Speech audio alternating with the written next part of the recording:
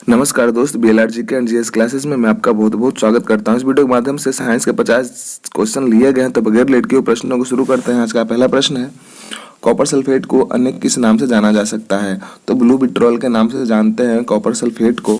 Computer से संबंधित जो शब्द होता है कोबोल, कोबोल का अर्थ क्या होता है? कॉमन बिजनेस ओरिएंटेड लैंग्वेज होता है कोबोल का फुल फॉर्म। गैस विसरण का नियम किसने प्रतिपादित किया था? जो गैस विसरण का नियम है, law of diffusion of gases, किसने प्रतिपादित किया था? तो ग्राहम ने किया था। ग्राहम ने किया था गैस विसरण का नियम। खाने के सोडे का रासायनिक नाम क्या होता है? तो सोडियम बाइकार्बोनेट जो होता है, खाने के सोडे का रासायनिक नाम होता है सोडियम बाइकार्बोनेट। IMS इंटू √2 कितनी धारा के बराबर होती है? तो धारा का अधिकतम मान यहाँ I फॉर इलेक्ट्रिसिटी का उपयोग किया गया के बराबर होता है। केल्विन पैमाने पर सामान्य वायुमंडलीय दाब पर जो पानी का क्वथनांक होता है कितना होता है? 373 केल्विन होता है, 373 केल्विन। भारतीय मोर का जीव वैज्ञानिक नाम क्या है? भारतीय मोर का जीव वैज्ञानिक नाम क्या है? तो पेपोक्रिस्टेटस जो है मोर का वैज्ञानिक नाम है, पेपोक्रिस्टेटस। शरीर में रक्ताल्पता की बीमारी को किस नाम से पुकारा जा सकता है? तो जो शरीर में जो रक्ताल्पता होता है, ब्लड की जो कमी होती है, उसको किस नाम से जाना जाता है? तो एनीमिया के नाम से जानते हैं ब्लड।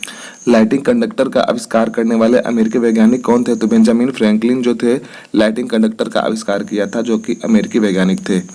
98.6 डिग्री फ़ारेनहाइट ताप क्रम का जो मान सेंटीग्रेड इकाई में कितना होता है? तो 37 डिग्री सेंटीग्रेड होता है। प्रकृति में सबसे अधिक मात्रा में पाया जाने वाला कार्बनिक यौगिक है कौन सा है? तो सेल्यूलोज है। विद्युत की वह मात्रा जिससे 108 ग्राम चांदी कैथोड पर जमा हो जाती है क्या कहलाती है? 1 फैराडे कहलाती है।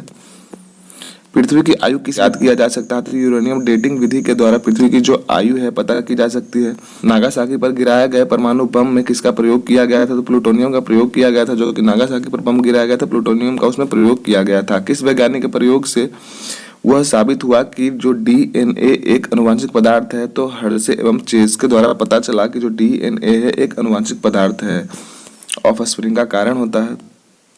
सिरके में कौन सा अम्ल होता है? तो एसिटिक अम्ल होता है। सिरके में जो अम्ल होता है एसिटिक अम्ल होता है। हेमेटाइट खनिज से कौन सी धातु प्राप्त की जा सकती है? तो लोहा प्राप्त की जा सकती है। जो हेमेटाइट होता है और होता है आयरन का। विटामिन सी का रासायनिक नाम क्या है? तो एस्कॉर्बिक अम्ल जो है विटामिन सी का रासायनिक नाम है। कौन सा कार्बनिक यौगिक सर्वप्रथम संश्लेषित किया गया था? तो यूरिया को सर्वप्रथम संश्लेषित किया गया था।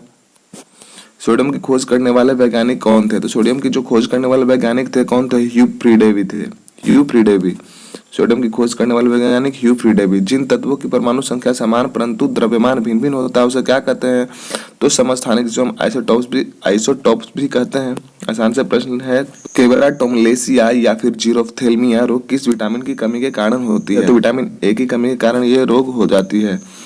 टमाटर के फलों का जो रंग होता है किसके कारण के वजह से लाल हो जाता है? तो लाइकोपीन के वजह से टमाटर का जो रंग होता है लाल हो जाता है। क्लोरीन, ब्रोमीन और आयोडीन किस परिवार के तत्व हैं? तो हेलोजन परिवार के तत्व हैं। हेलोजन। बिजली चमकने के कारण हवा में मौजूद ऑक्सीजन और नाइट्रोजन का कुछ भाग जो होता है किसमें परिवर्तित हो जाता है? तो नाइट्रोजन ऑक्साइड में परिवर्तित हो जाता है, नाइट्रोजन ऑक्साइड में। संकट अवस्था में हमें प्रतिकूल परिस्थिति से निपटने के लिए कौन सी ग्रंथि का स्रावन तैयार हो जाता है? तो एड्रिनल जो ग्रंथि जो होता है संकट की अवस्था में हमें प्रतिकूल परिस्थिति में लाने के लिए वो एक्टिव हो जाता है। मादा एनोफिलीज मच्छर के मुखांग में चुभने वाला अंग जो होता है कौन सा होता है? तो मैक्सिला और मैंडिबल होता है। मैक्सिला और मैंडिबल। आप सबके लिए लगातार मेहनत किया जा रहा है दोस्त। लाइक और सब्सक्राइब अवश्य करें, अपने दोस्तों के साथ में शेयर भी करें।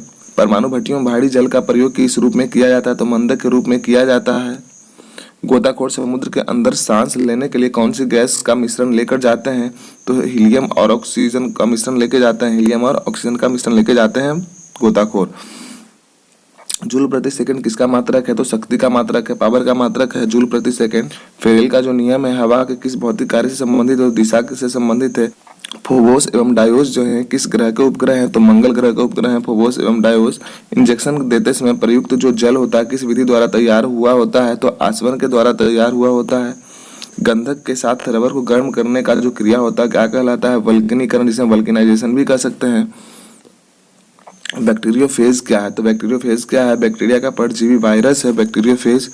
रेडियो एक्टिविता में बीटा किरणें होती है तो ऋणावंशित होती है, ऋणावेशित होती है।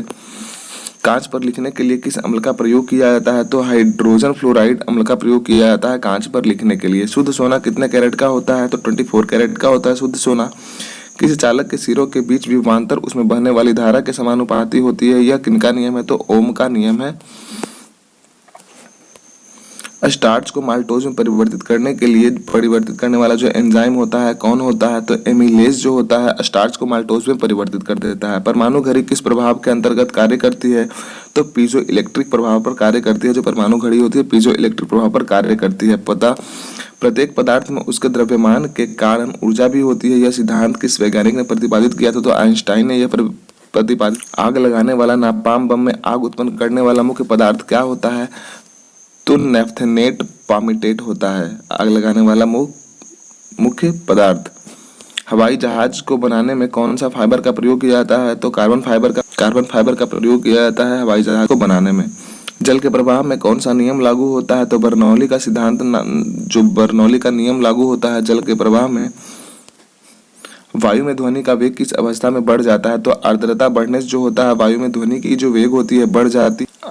आंसू में कौन सा एंजाइम पाया जाता है जिससे जीवाणु मर जाते हैं? तो लाइसोजाइम पाया जाता है आंसू में जिससे कि जीवाणु मर जाते हैं।